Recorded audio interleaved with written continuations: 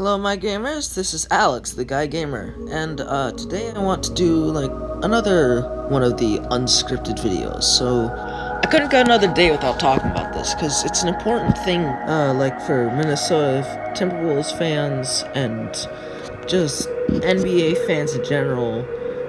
Even if you're like a casual fan, it's kind of a big thing, because Jimmy Butler has been traded. I don't know if you've heard the news, guys, but I just couldn't go another day without talking about this, so I'm going to share my thoughts on the trade, and I'm going to talk about some other Timberwolves things. So, enjoy!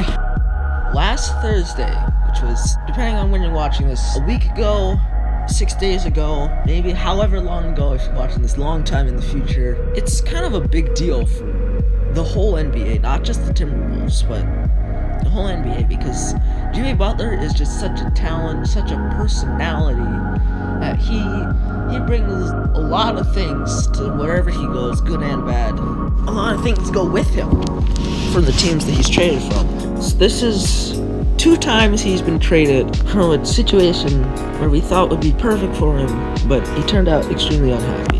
And I feel like Jimmy Butler himself wasn't a problem as much as people made him out to be, because ultimately he is still a big part, a big factor in the issue. But I think that the way he meshed with the team and the way the team handled him and the way he handled members of his team was the real problem. I just didn't like how the whole situation ended up playing out. I thought the Wolves would be awesome, and they're not boring to watch. Actually, yeah, they are. They are painful to watch. So it's kind of a good thing to have him gone, because I feel like the pieces that we got back are gonna make us play more like a team, and they're definitely gonna amount to something. So I'll get back to that in a few seconds, but for right now I'm gonna talk about Jimmy Butler and how he didn't fit with our team, how he might fit with the new 76ers team. So I think the Wolves have sort of realized their past mistakes and are trying to get young players and cap space and role players and just guys who aren't gonna steal the ball from the young guys, just things that'll help the team and the young players in general develop. So yeah, it's an important thing. It really did take me as a shock that the 76ers would shake up what they had, because these are their 2 best role players besides maybe JJ Redick, and the 2 best role players they just traded away for an aggressive, ball-dominant star who hasn't had a very good track record in terms of team chemistry. So, hopefully he can gel well with Joel Embiid and stuff, as far as off the court goes, and maybe Ben Simmons. I hope he can teach them some things, unlike he did for the Wolves, really, because he wasn't a great mentor for Wiggins and Towns. I hope he can actually get the young Philly stars to learn something from him, unlike it happened with here in Minnesota. I feel like the whole star situation kind of fell more upon the stars, because they had talent and they wanted to use that talent, but they weren't super motivated and laser focused on winning like Jimmy Butler was. So that might be a reason why it didn't quite work out. Anyway, as far as on the court went, in Minnesota there was no spacing. There was barely any spacing, because we had 3, maybe 4 legit off-ball shooters. Okay, we had Bjelica, we had Tyus Jones, maybe, we had Jeff Teague, we had, that was about it.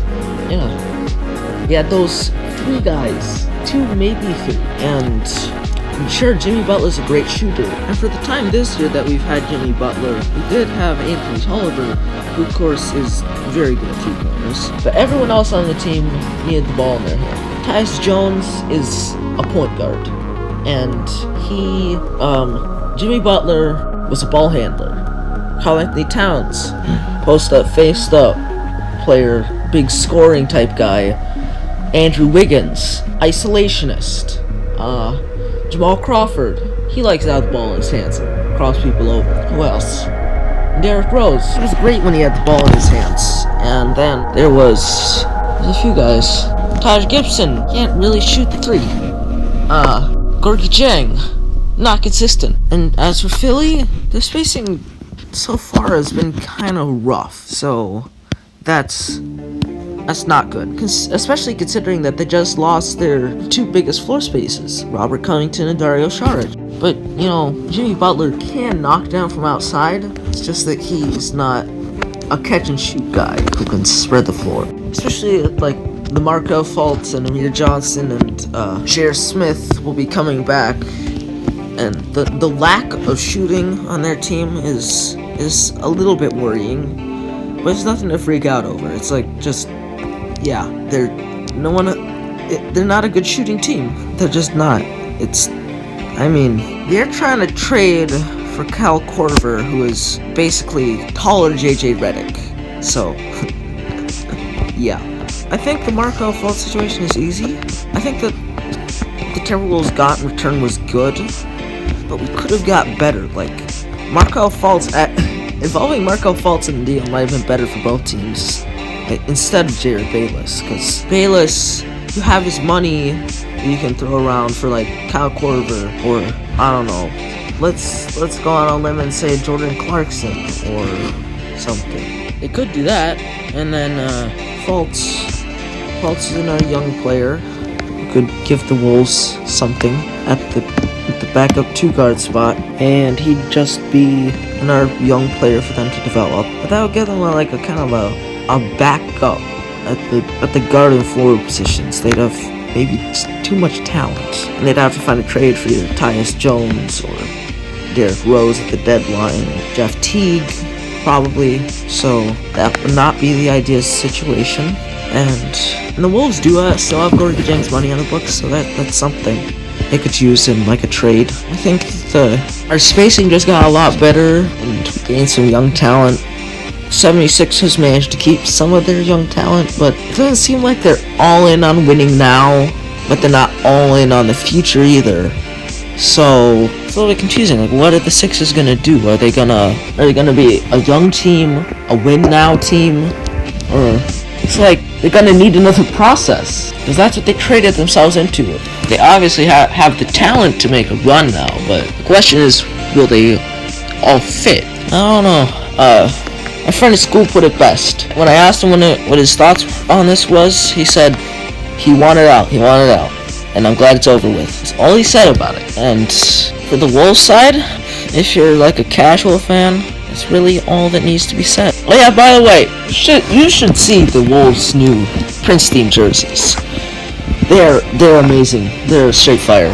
I need to get one. I was thinking about getting a Derrick Rose jersey, but things just won't work out for that. I'm gonna see if I can. I'd probably get a Wiggins jersey or a Dario jersey, if anything, for that. Maybe a Tyus Jones jersey and Josh Okogie. There's a few Wolves players who I really like the idea of that I could get the jersey for, and yeah, it'll be really nice. Leave your comments down below. What do you think of the new jersey? What do you think of the Jimmy Butler trade? What do you think of my presentation? And also, if you haven't already, like and subscribe. That's all, and that's good.